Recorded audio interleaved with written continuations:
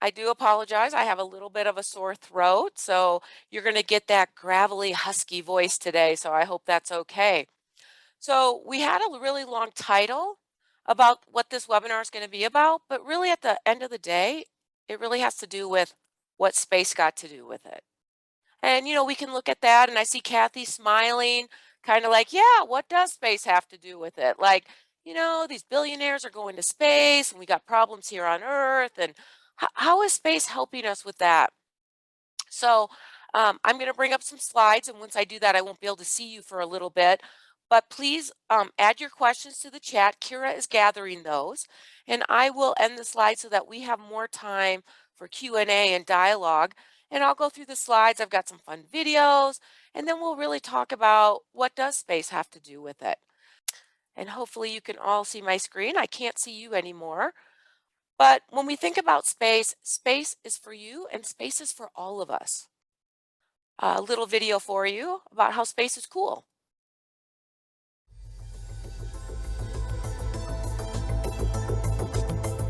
What's my favorite thing about space is I want to go to Mars, Jupiter, and everything. It'd probably look like a lot of stars and a lot of really pretty planets, and it would probably be just amazing and fantastic out there. It's very big and wide and it's very huge. It would be good for mankind to explore. I would want to build a spaceship. I would build a rocket. I would want to be an astronaut because you can see all the amazing views. I want to be the first woman on Mars.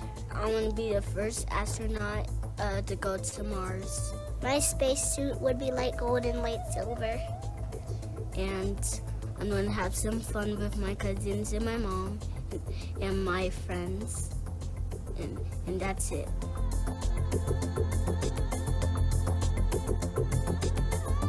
Usually when you see the moon, it seems like it's so huge, and it is. But we've already explored that. We gotta explore new planets and try and find some new civilizations of planets. Space helps us every day because there's so many benefits of it. And it also helps us in many other ways, which is hard to remember. Space is cool. Space is cool. Yes, it is cool.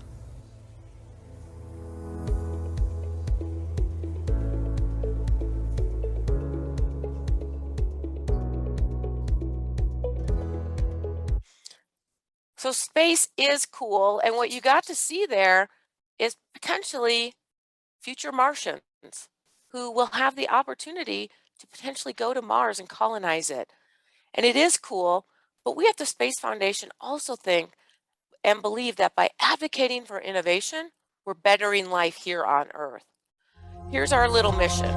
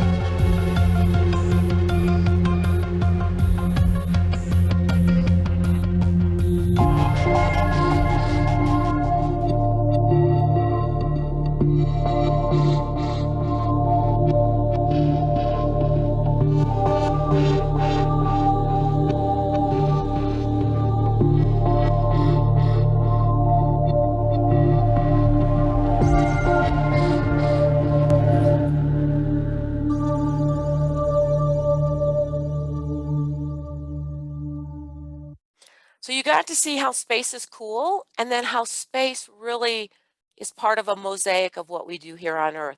So many times people think about going to the moon and on to Mars and beyond, but we need to close the loop that space is also about bettering life on Earth, solving our greatest challenges here on Earth. Space Foundation, we have three main divisions. So we have our Symposium 365. Many people know us for Symposium, which is our annual event where we bring the global space community together to talk about international, civil, commercial, military space, policy. How do we want to work together and collaborate, and where the industry is going?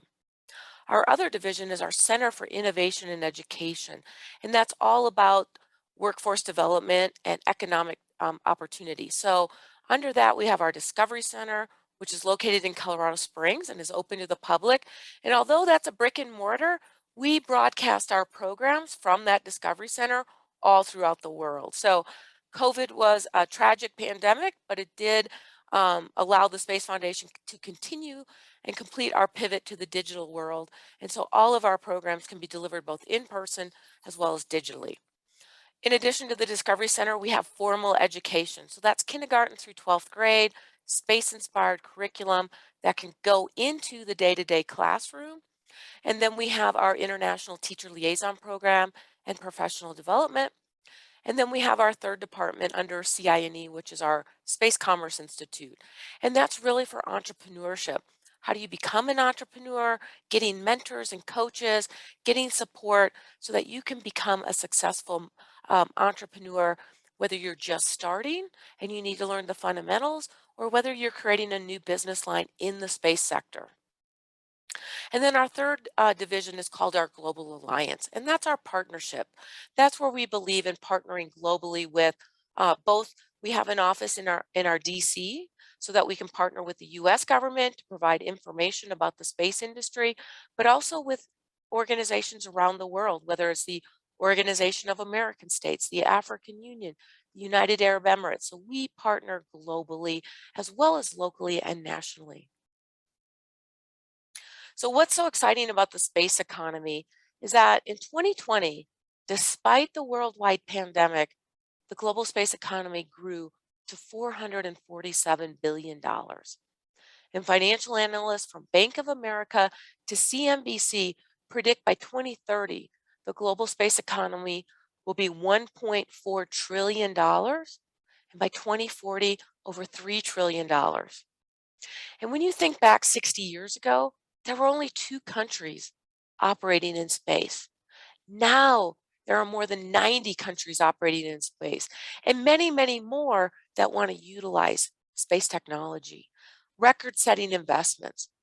And the most exciting part about all this growth and opportunity is that 80% of the space economy is commercial. It's products and services that we use every day. So I got a video to kind of show you some of those services that came from space technology that we now use every day.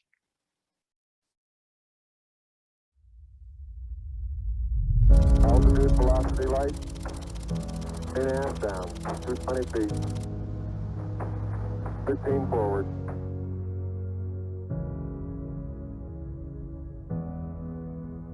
All engine running. Liftoff. We have a liftoff on Apollo 11.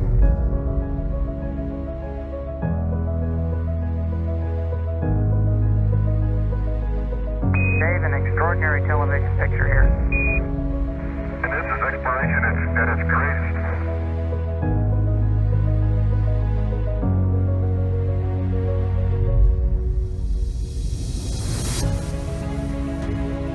This nation should commit itself to achieving the goal of landing a man on the moon and returning him safely to the earth.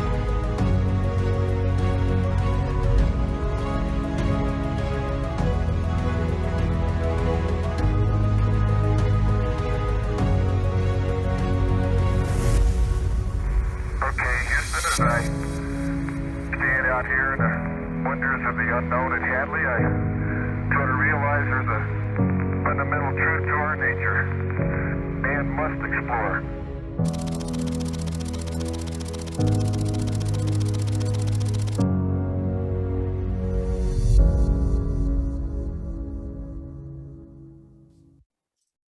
And who will be that first woman on Mars? Right now, multiple countries are focused on putting the first woman on the moon as well as the first person of color on the moon. So it's a global effort with private companies building the rockets to get us there. So we think back to the Apollo era, 2 countries operating in space to put a man on the moon, and now we have multiple countries collaborating to put the first woman and person of color on the moon, and private companies are now building the rockets to get us there. Again, this is just a depiction of that global space economy, that 80%, that red and blue, are commercial products and services that we use every day. And when you think about the technology that's related to space, obviously astronauts and rockets, uh, satellites, but there's also, if you look at this, energy generation and storage. We need better energy generation here on Earth, better solar panels, better types of energy, better types of battery storage. We need those to go to space. We also need those here on Earth. Biotechnologies. So we can look at all the healthcare breakthroughs, mammogram detection, laser eye surgery, pacemakers, laser angioplasty, and so many others came from the space industry, let alone also the things that are definitely like satellite servicing and repair. But we have so many things that we are commonplace throughout our industries, that all that emerging technology is part of space. And a lot of this information I get from the White House space technology information. The other great place is for those of you who are entrepreneurs or want to learn more about, I want to learn more about this healthcare or energy or growing food. Both the US government through NASA, the Department of Energy, Air Force Research Lab, and the European Space Agency have technology transfer offices where there are thousands of patents that are waiting to be commercialized by entrepreneurs to apply for the patent. And through NASA, you can actually apply for some grant funding to help you start that process of commercializing that technology, building that business case. And I talked about a little bit of the technology. I didn't talk about cell phones, but we have our cell phones with our imaging technology, and in them you have Zoom, how we're talking today, athletic clothing, other types of clothing, weather prediction, fire retardant clothing, formulated foods, all came from the space program. And we don't even realize that they're all part of our everyday lives.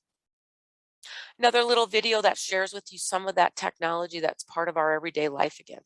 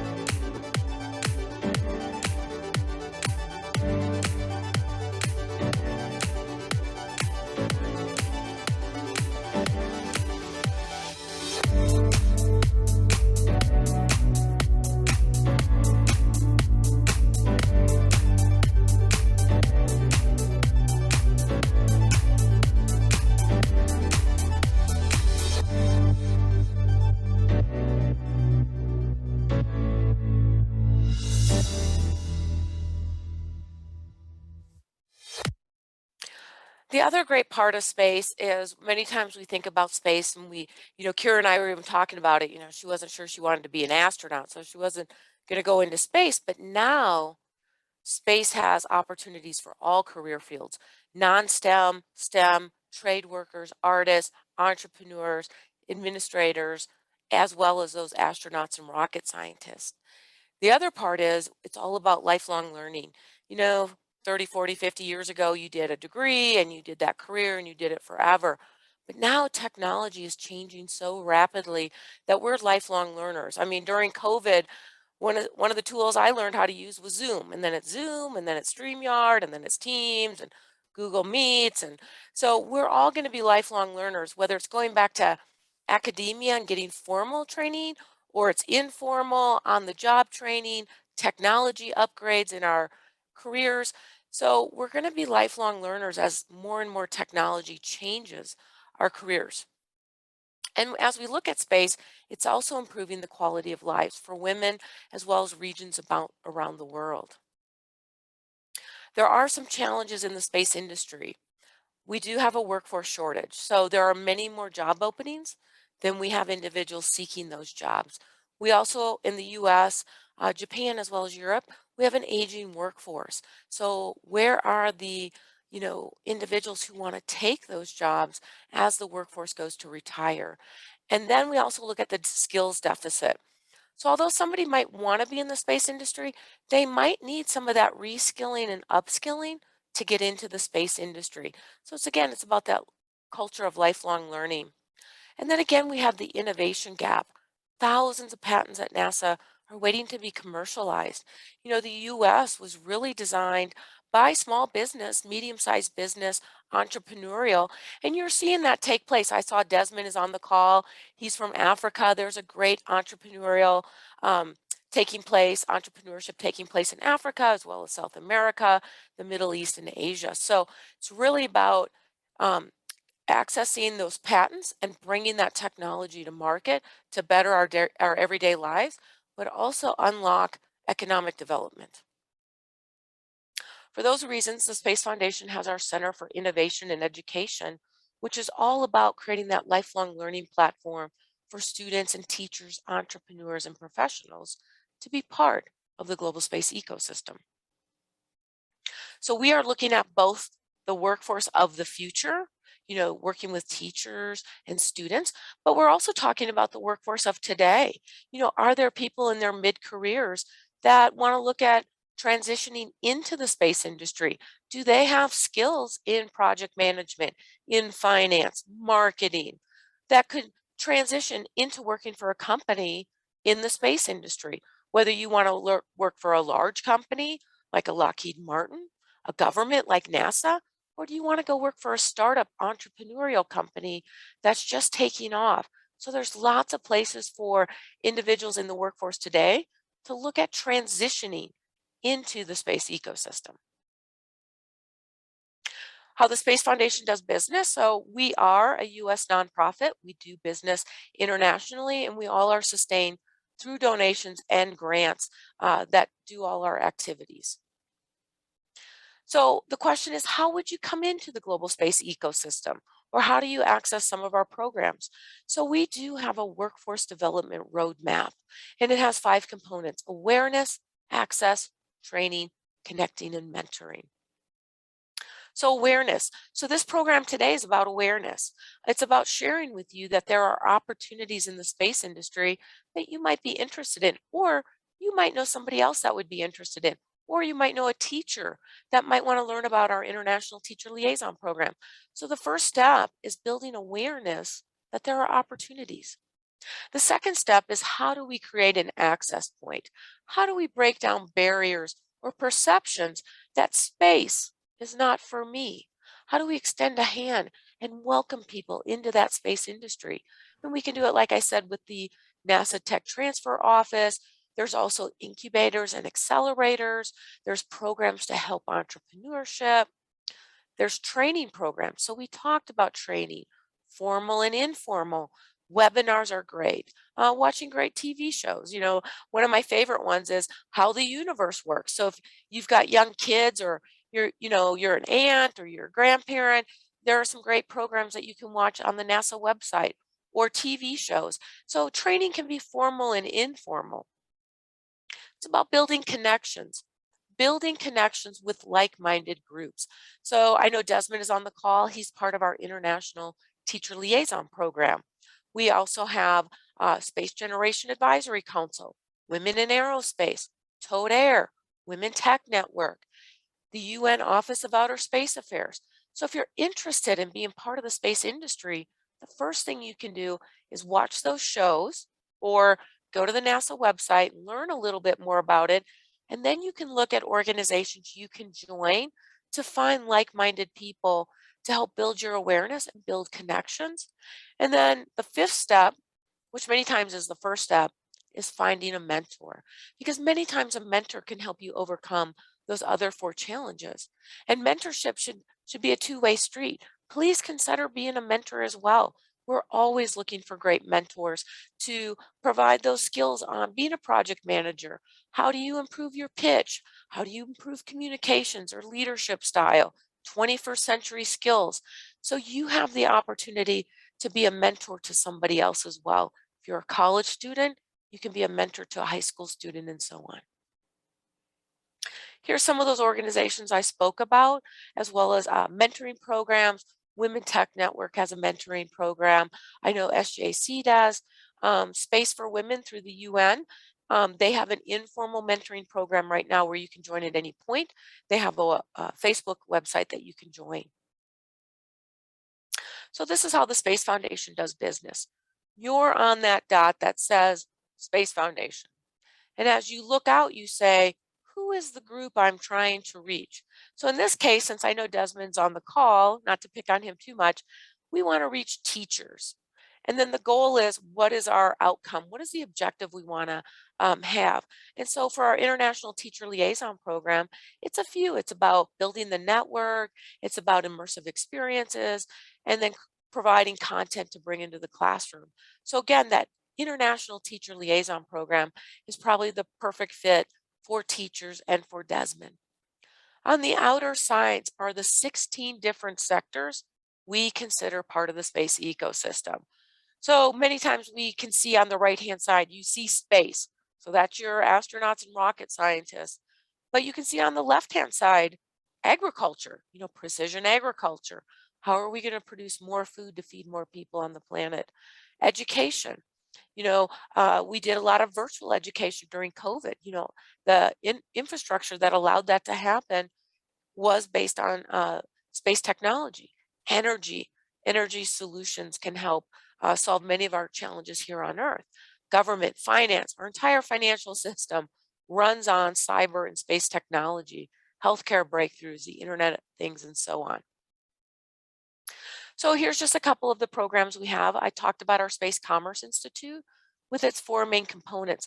That university where you can just take a course and just learn a couple things if you're interested. There's professional development through our New Gen Space Leaders Program. There are consulting services if you're a small business or an entrepreneur and you just need some help creating maybe a grant, and then special programs. And some feedback we've received from some of the individuals who've gone through our program. For that pre-K through 12, that educational programs, we have 90-minute Discover the Universe for kids. We have for pre-K and kindergarten, Small Steps, Giant Leaps. And one of our programs was selected as an honorable mention by Fast Company for world-changing ideas. And that's our Junior Space Entrepreneurship Program, which is all about putting kids together on a team to do the mission to go to Mars, but then come back and then become a company and commercialize a product on something they learned from going to their mission to Mars. Some of our teacher programs, we have over 800 lesson plans to bring space into that day-to-day classroom. The International Teacher Liaison Program I've talked about. We have our Symposium 365, which runs year-round, which is programs that you can access at any time. But there are other organizations that run programs, so there's plenty of webinars and information for you to access. So as we say, nobody goes to space alone. You can partner with Space Foundation on achieving some of those goals. I won't go into all the careers because what I'll do is we can do that in real time, but what are some of the next steps we can do together? So if you're a teacher, I talked about the International Teacher Liaison Program and bringing that space-inspired curriculum into the day-to-day classroom, making learning fun, relevant, and engaging. If you're a community leader, maybe you or your company can sponsor a school, a class, or an enrichment program. You can volunteer to be a science fair judge, a guest speaker, a mentor, or a role model. And for families, for parents and grandparents, you can take your families to places that encourage space-inspired activities like science centers, museums, planetariums. You can even go out and stargaze and talk about the formation of our planets, the solar system, and how each of us is made of stardust. So what I'm going to do is I'm going to go ahead and take this down so I can stop sharing and actually see all of you. And we can actually just have some Q&A. I think that would really be more fun and for the next 20 to 30 minutes. And I see some questions are already coming in. So please feel free to ask your questions. And Kira's going to help facilitate those as well. But I'm going to check the chat and see what we have. We have a shy group today, so who wants to be the first to ask a question? I'd love to, if you don't mind, Shelley. Please do. Hi, Shelley. Great to see you. And hi, everybody. Good evening. I'm Annette from the UK. I just wondered whether you're actually creating anything for the metaverse. So we are actually looking at the metaverse. So that is a great thing. By the way, I'm getting pictures of all of you. So at some point, I'll need you all to turn your cameras on, but we'll wait. Okay. We are looking at the metaverse because what we realize is how can we reach people? And so obviously the first step was brick and mortar, and we have that. The next step is virtual, and we're doing that. And then we're looking at gaming and engagement.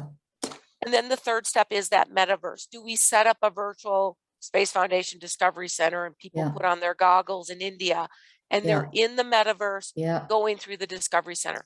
That is not, I mean, it's in our planning, but it's several years down the road. So in that, we are definitely looking at that. I just thought from the youth perspective, from the kids' perspective, that would be great, right? It is. What we're really looking at, the next step is that gaming component. You know, kids like the gaming aspect. We even like the gaming aspect. How many of us play our little games, you know? So gaming is the next way of helping to bring that curriculum to kids where they're at. They're used to the gaming component. So we're looking at taking our lesson plans, which are hands-on and engaging, but now transitioning them into that gaming component, which is kind of the next step of learning. Now, I will say, obviously, throughout the world, there's different levels of the gaming component because some parts of Africa don't have access to the internet or to everybody having that component. So we have to make sure as we think about the metaverse gaming that we're able to bring everyone with us so that we're creating more access and opportunity. But I really appreciate your question. And it is something we have to think about. It is the direction we're going. And ultimately, it's a way of having the greatest impact. Great, thank you. Absolutely. I have, what advice do you have for filmmakers or content producers that want to get involved in the film industry?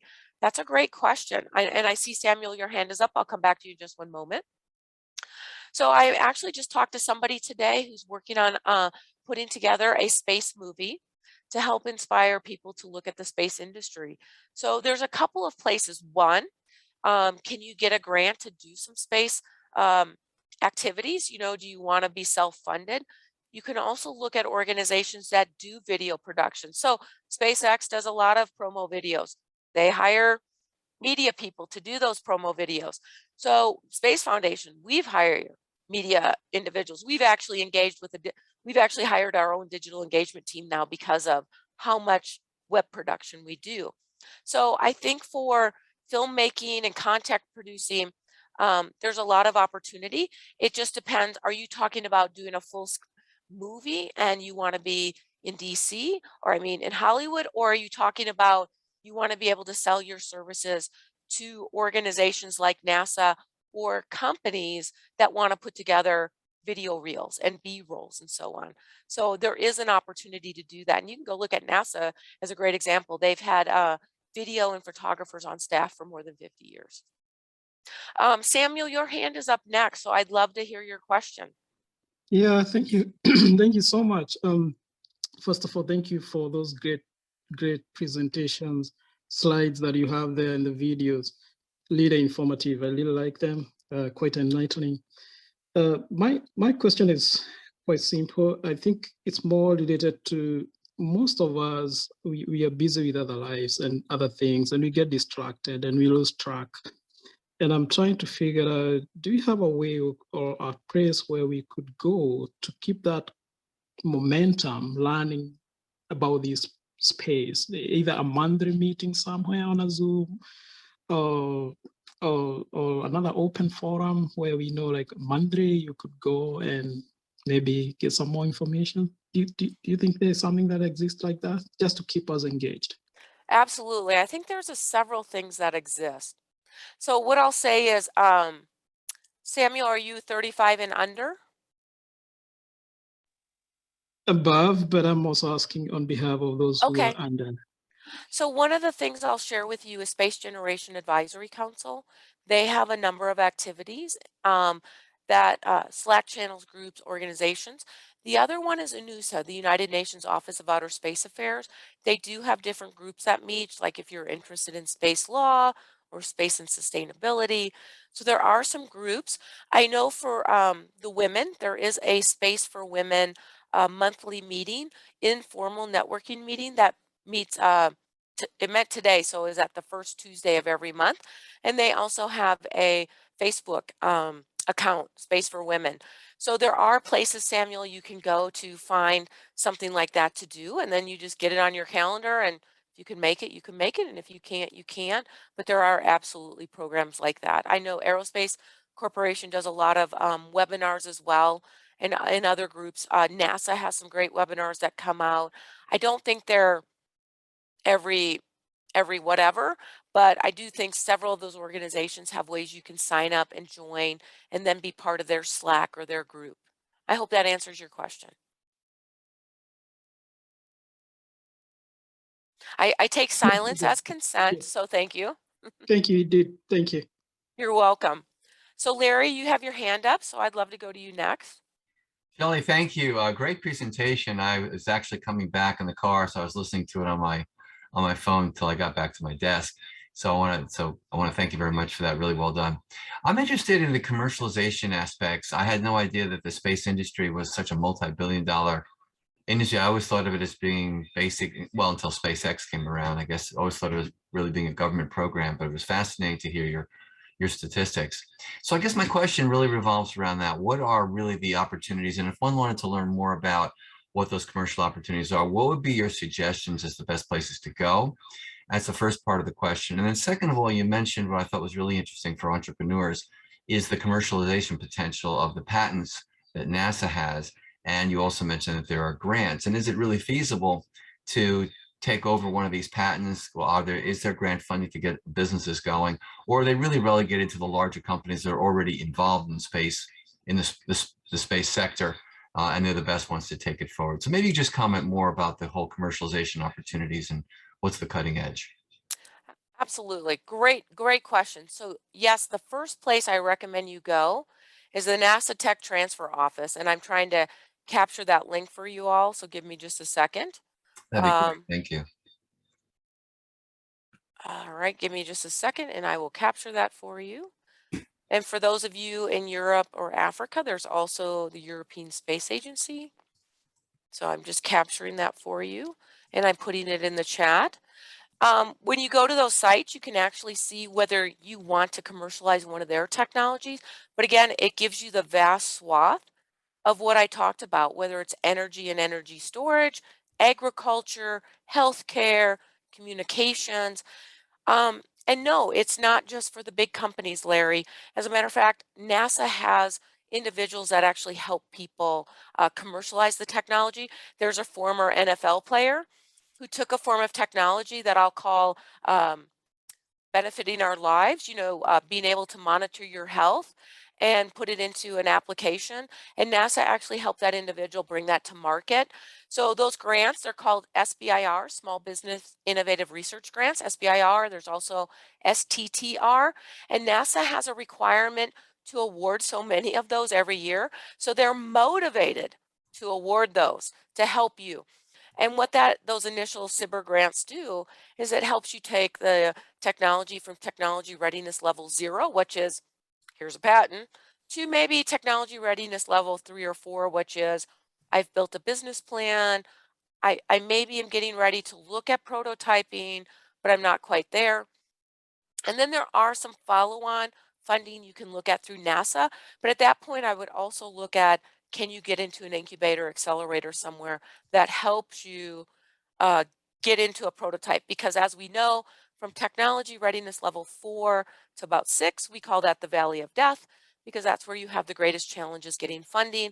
And for women and diversity, it's even more challenging to get funding. Or if you're young, it's more challenging to get funding.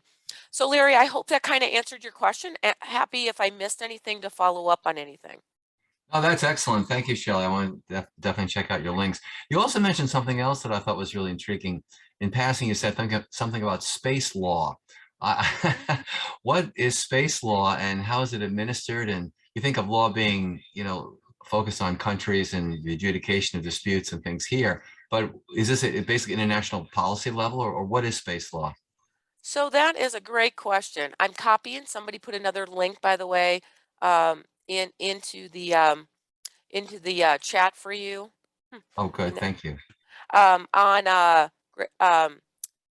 colleague from Ghana Gold Expo org put in. Oh wait, nope, my thing has already moved. There's another. Betsy put in there about space technologies being utilized in downstream applications. So your space technology and the satellite communication is your biggest one. So that is where you're going to see a lot of the applications right now. So space law, yes, huge areas for space law. It is really the wild, wild west right now. You are looking at, what are property rights on the moon? What are property rights on Mars? How are we mining? Is it like sea? If somebody's in distress, do we rescue them? Do we leave an astronaut, a Moonian, a Martian stranded? Do we bring them home? Um, so there's a lot of things. How are we going to work out there in space? Land rights, mining, etc. How does the whole planet benefit from this? Is it only those who have the capability? So there are ethical questions related to this. How does everyone on the planet benefit from mining helium-3 on the moon, which is a form of nuclear power that doesn't have the radioactive signature that nuclear power does on Earth? So if we can mine helium-3 on the moon, refine it, bring it back to Earth, we could solve many of our energy challenges here on Earth. Does everybody benefit? So these are questions that space lawyers have to talk about. And so UNUSA, they have a space law forum that meets, Space Generation Advisory Council. I actually have a fellow here at Space Foundation who's going to be a space lawyer as well. How do we all work together? We have some treaties right now. How are we going to work together on the moon? How are we going to work together in outer space? Many of those treaties are more than 50 years old. They need to be updated.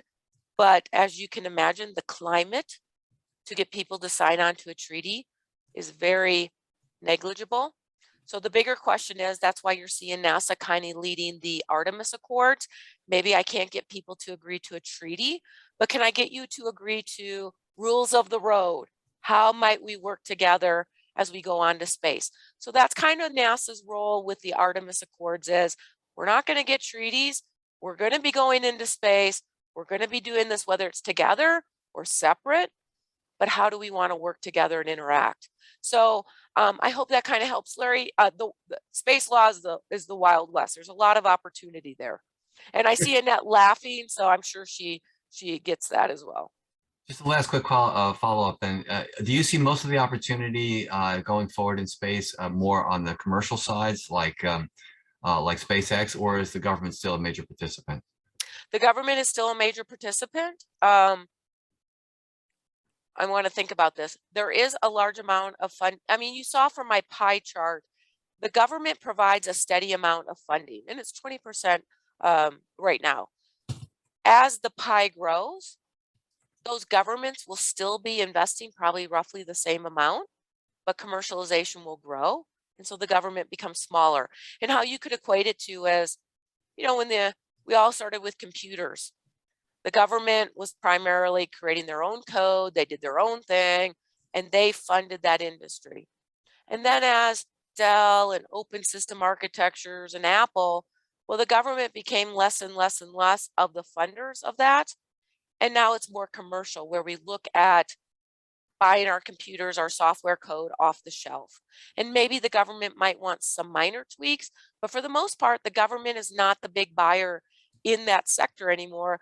They have to kind of go along with, Microsoft and Apple as well. So that is happening now in the space industry with the launch vehicles. The government will become less and less of the builders of the rockets. And then the government will be buying a service, as opposed to I'm buying the rocket and I'm buying the payload and I'm launching it. The government will become, I'm going to launch one of my satellites spy satellite, communication for military, and I'm going to purchase a launch on a vehicle that's out there that my satellite will fit on, and I'm just paying for that service. I'm not going to buy the launch vehicle, the infrastructure for the launch vehicle, or any of the other things. So I do see the government stepping out of being the primary funder for the launch structure. Now, there are places for the government, high risk. That's where the government should be. And that could be as we look at some of the missions to Mars. I know Elon Musk has a much faster timeline than NASA does for going to the moon and Mars, and that's okay. You know, commercialization can really move things forward, but that is the role of government to help provide that seed funding in those high risk areas. That's why the government is looking to step out of launch, out of low Earth orbit, because that is an area that commercial can now take over. I hope that kind of wrapped that up. That's excellent. Thank you. You're very welcome. So I do see some people who put some questions in the chat. So give me 1 second while I read this. I think I talked a little bit about Space International Collaboration, Anna, where we're partnering together. So this is for Anna. She is asking about, can you please touch upon Space International Collaboration? Interested in the sustainable mining sector. Good. So international collaboration, there are obviously the Artemis Accord is one. You can also see some organizations, the African Union is standing up the African Space Agency, and that building will be housed in Cairo, right by the Egyptian Space Agency. So they are working together. You can also see the United Arab Emirates has a very aggressive space program, but they are partnering with NASA and others as well. So there is a lot of international partnership with Australia and New Zealand. The mining sector specifically, still there's a lot of figuring it out. So there are companies that are looking at it, whether it's mining the moon or Mars. And then even to the extent of, can we land on an asteroid? Can we redirect an asteroid? Can we bring it into moon orbit so we can mine an asteroid, right? Because our planet has finite resources.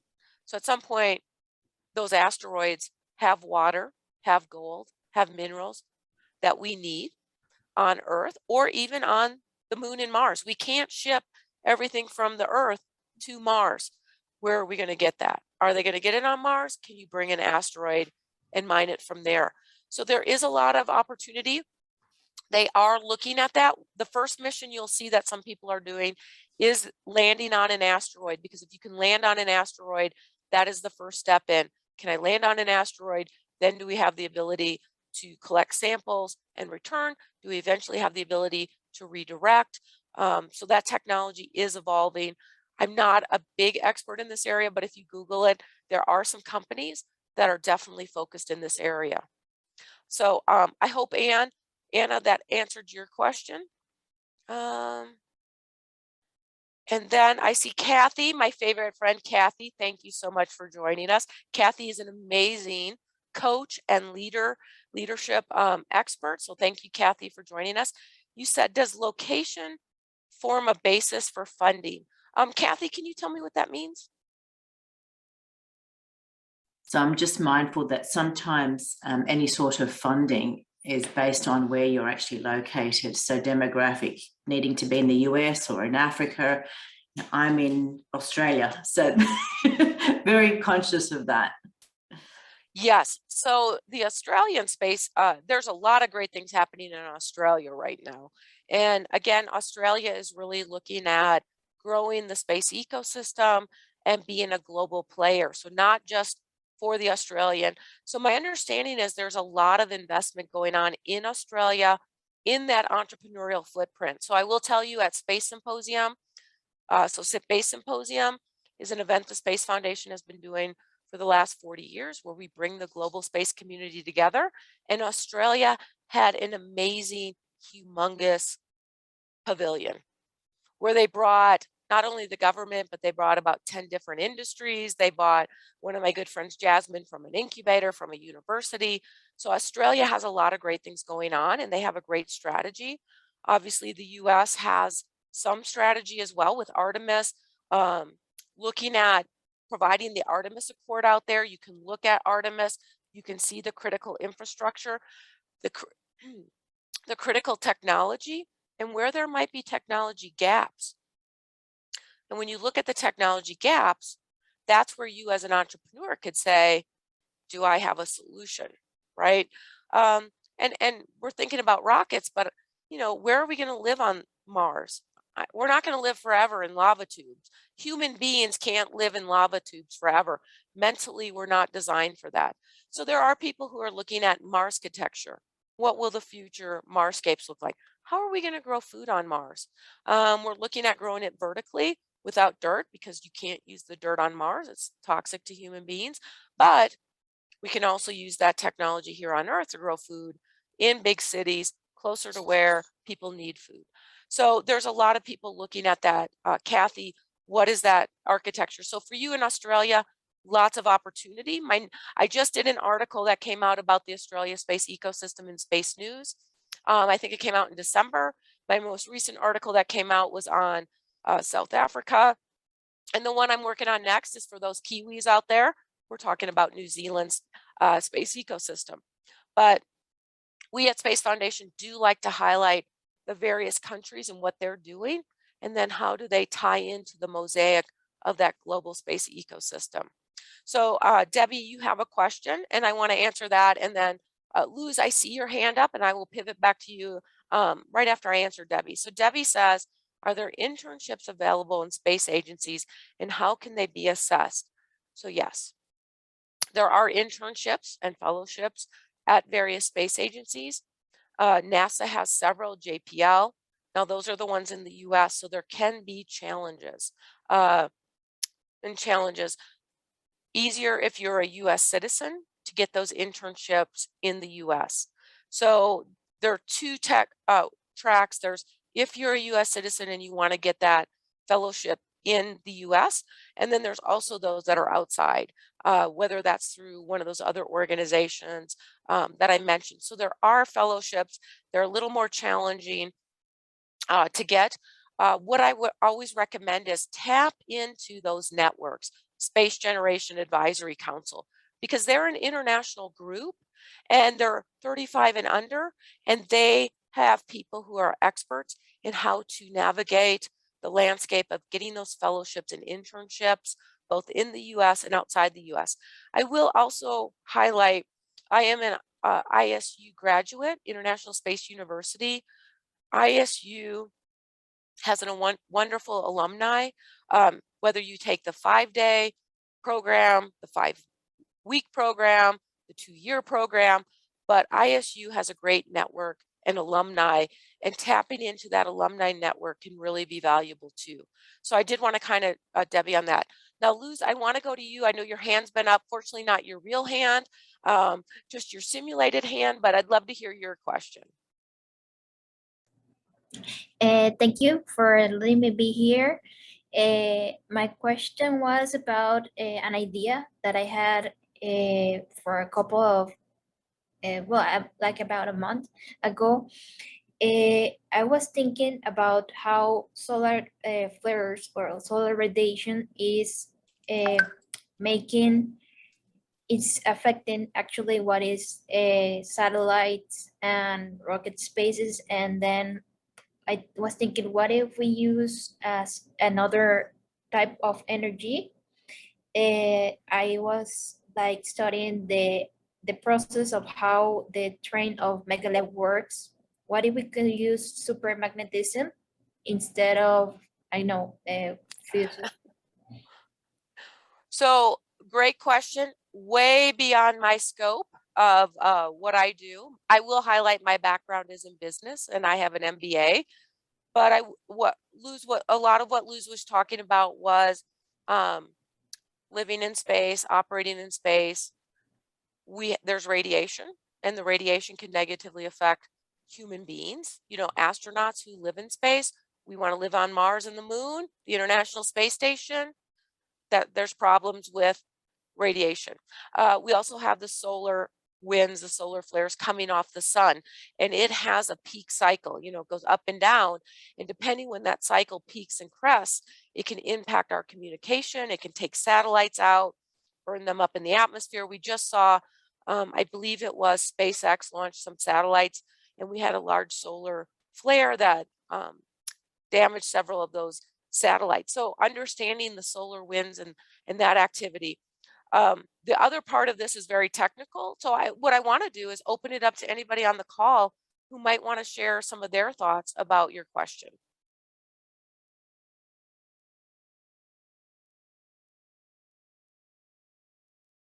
Or not. So what I will tell you, Luz, is there are, if you go to the UNUSA website, under the different SDGs, they talk about what they're doing to help with the planet. And one of them talks about energy and solar flares. You could look at that. And then I think NASA also talks about that on their website. So there's 2 resources you could go look at and see if there's some commonality. And the other thing they do is many times they put out a call for papers on this technology. One of the calls for paper I'll share with you is somebody I met at Dubai Expo is very much into microbiome and using microbiome to grow healthier food. Well, they've submitted a proposal for a grant through NASA because if we're going to live on the moon and Mars, we need to eat healthier food that we can grow. And if we can use microbiome to get healthier food with less resources, because again, everything on the moon and Mars is resource constrained, but that will help us there, but it'll also help us here on Earth. So I share with you that if you check out NASA or UNUSA, sometimes they have a call for ideas too. And Luz, you might find an opportunity to offer a proposal too. I hope that somewhat answered your question. Again, a little out of my scope of my area. Awesome. Okay, so we do have about 6 minutes left. I just want to say, are there any kind of final questions? And I will let you know that this presentation is going to be retired soon. I am currently working on a new keynote with new information and new fun stuff that I hope that you all get to see. Hopefully I'll have it done in the next 3 or 4 months. So I am planning to come out with that as well as another keynote on career development. So I don't know, Kathy will probably have to help me with the right title. Career development sounds kind of blah, you know, maybe it's a game changing your career, but we'll have some fun with that. Kathy Dirksen, I see your hand has gone up. Yeah, I just wanted to thank you for this presentation, and it's so neat to see the different things, and I'm sure most of us didn't have any idea what a wide range of things are actually involved in and have benefited from the work that's been done through space. So thank you for bringing that to us. And of course, it's always also really exciting to see where women are being involved at these so many different levels as well. And it's so neat. So thank you very much for bringing that to us. You're very welcome. And there are a lot of opportunities for women and diversity of regions of the world and diversity of skills, high school graduates to PhDs. And so what we really need to do is be reaching out with this message to say there is an opportunity for everyone in space and break down that perception that space is not for me. And that's many times what some people think, that space is not for me, when in reality, it could be.